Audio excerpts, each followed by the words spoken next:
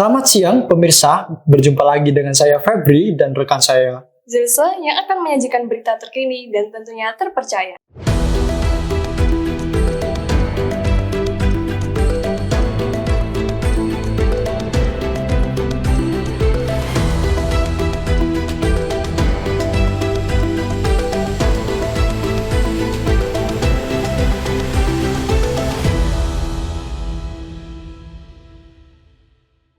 Pemirsa, sepak bola adalah olahraga yang banyak diminati oleh masyarakat. Pertandingan Piala Asia U23 yang diselenggarakan di Qatar antara timnas Indonesia melawan Uzbekistan menarik perhatian masyarakat. Bagaimana tidak, untuk pertama kalinya dalam sejarah Garuda berhasil lolos ke semifinal. Hal ini mengundang atensi yang sangat ramai di kalangan masyarakat. Masyarakat berbondong-bondong melakukan aksi nobar atau nonton bareng. Salah satunya adalah yang terjadi di Polda DIY. Berikut liputannya.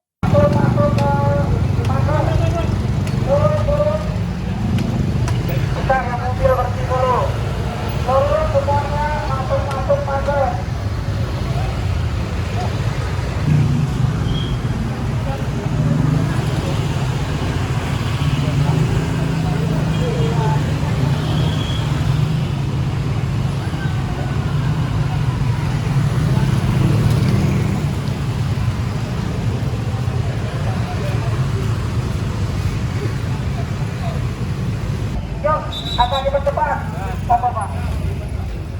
Ya, betul. Terus. Yang motor terus maju.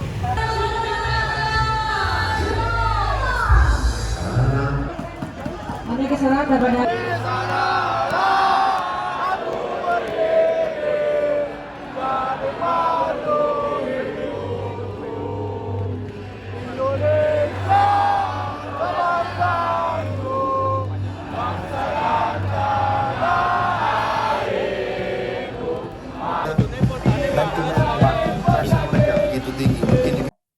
Beralih ke berita selanjutnya. Pemirsa, Keraton Yogyakarta yang menjadi salah satu simbol budaya kebanggaan Indonesia selalu menarik perhatian masyarakat. Yang menarik perhatian kali ini adalah beberapa bangunan di wilayah alun-alun kidul mulai dirobohkan. Hal ini dilakukan karena adanya beberapa kerusakan dalam benteng keraton yang pastinya memerlukan perbaikan yang mendalam guna memperbaiki keindahan, keaslian, serta upaya peluasan wilayah di benteng keraton itu sendiri. Selanjutnya, berita mengenai harga pokok yang menjadi kebutuhan seluruh masyarakat mengalami kenaikan. Salah satunya adalah kenaikan harga gula pasir yang cukup signifikan. Kenaikan harga gula pasir ini disebabkan oleh beberapa faktor. Faktor utamanya adalah bagaimana produksi gula pasir ini berkurang akibat cuaca yang tidak memungkinkan. Berikut cuplikannya. Berpindah ke berita selanjutnya, kali ini adanya kebakaran rumah di Semin, Yogyakarta. Kebakaran yang terjadi di Semin ini menimpa salah satu rumah warga. Menurut informasi yang kami dapatkan, tidak ada korban jiwa, dan hingga saat ini penyebab kebakaran tersebut belum diketahui. Fenomena gempa bumi kembali terjadi di daerah istimewa Yogyakarta. Beberapa warga setempat melakukan evakuasi bangunan yang roboh. Warga melakukan evakuasi bangunan yang roboh, serta menunggu pihak berwenang untuk datang ke lokasi kejadian. Pemerintah setempat menghimbau kepada warga tetap tenang dan mematuhi sesuai arahan. Pemirsa, Pantai Baros yang dulu merupakan salah satu surga bagi para pecinta pantai, kini menjadi saksi bisu dari dampak mengerikan permasalahan sampah. Letaknya sebagai salah satu muara di Yogyakarta mengakibatkan sampah-sampah tersebut mudah terbawa aliran pantai yang tersapu oleh ombak. Baik pemirsa, masih seputar Pantai Baros, salah satu dampak terbesar dari tumpukan sampah ini tidak bukan adalah terganggunya pertumbuhan hutan mangrove di kawasan pesisir pantai ini. Tumpukan sampah ini telah merusak keindahan alam yang ada di Pantai Baros ini sendiri.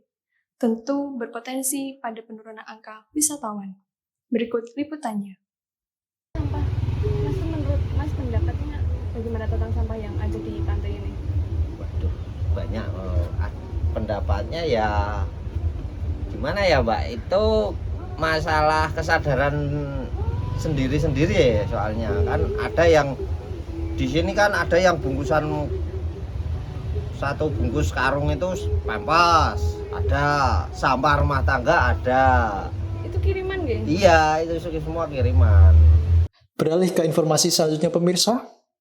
Dalam penanggulangan upaya tumpukan sampah Pantai Baros ini seperti melakukan kreativitas kepada masyarakat setempat, aktivis, serta koordinator dengan memanfaatkan sampah untuk kreativitas tangan. Baiklah pemirsa, berita kali ini akan membahas industri prostitusi di kota metropolitan yang telah menjadi sorotan publik. Namun, di balik cerita yang sering diberitakan media mainstream, ada realitas yang kompleks tentang kehidupan perempuan sebagai pekerja seks komersial. Berikut liputannya. Pemirsa, tekanan ekonomi, kekerasan dalam rumah tangga, terbatasnya akses pendidikan, serta pekerjaan yang layak membuat mereka secara terpaksa menjadi salah satu bagian dari PSK. Selain tantangan ekonomi dan sosial, stigma dan diskriminasi juga menghambat perempuan PSK untuk mendapatkan perlindungan hukum yang layak, serta akses layanan kesehatan yang memadai. Untuk menambah wawasan tentang kesehatan PSK, berikut penjelasan menurut Dr. Diah Agustina Lestari. Nah, ini kan suatu pekerjaan yang sangat riskan, sehingga kami berharap kita bermitra dengan berbagai organisasi perempuan dan lembaga berupaya untuk perempuan beralih dengan pekerjaan yang lebih aman, ya, pekerjaan yang lebih aman, karena pekerjaan yang lebih aman itu nanti juga menjadi contoh anak-anaknya. Jangan sampai anak-anak sendiri menjadi korban, dia menjadi malu tahu pekerjaan orang tuanya, yang kedua dibiayai dengan nafkah yang tidak halal. Nah, seperti itu. Nah, harapannya nanti perempuan-perempuan ini berdaya dengan kita bermitra dengan lembaga-lembaga yang ada, supaya perempuan itu mau dan mampu berdaya dengan mendapatkan income keluarga yang lebih halal. Ya. Kemudian tantangan upaya mengatasi pekerja perempuan seksual ini adalah tantangannya yaitu era medsos, ya. Era medsos itu orang mudah terpengaruh, ya, mudah terpengaruh dengan gaya hidup perempuan sekarang mungkin mudah terpancing melalui update status, melalui TikTok dan lain sebagainya.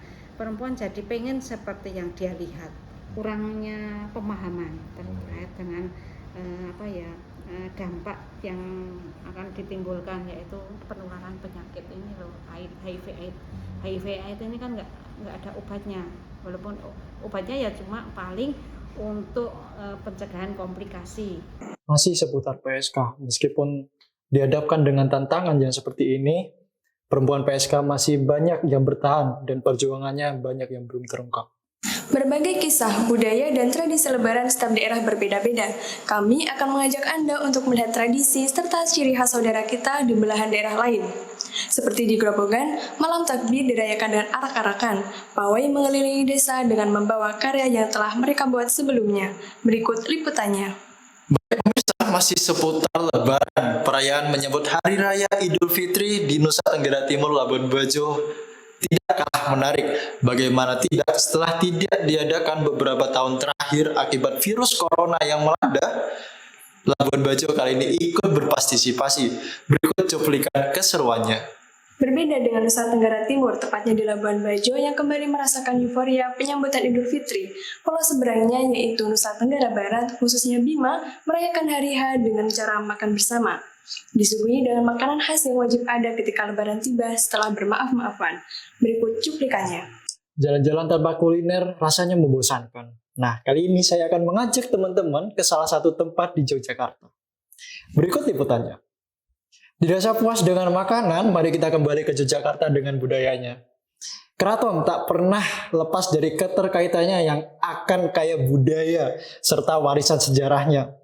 Keraton juga menjadi destinasi yang menarik bagi wisatawan lokal dan juga mancanegara. Seperti event mingguan yang rutin diselenggarakan dan adanya latihan nari tembang Jawa di setiap harinya.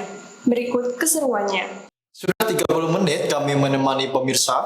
Saatnya kami pamit undur diri, selamat melanjutkan aktivitas. Sampai bertemu di episode berikutnya dan sampai jumpa.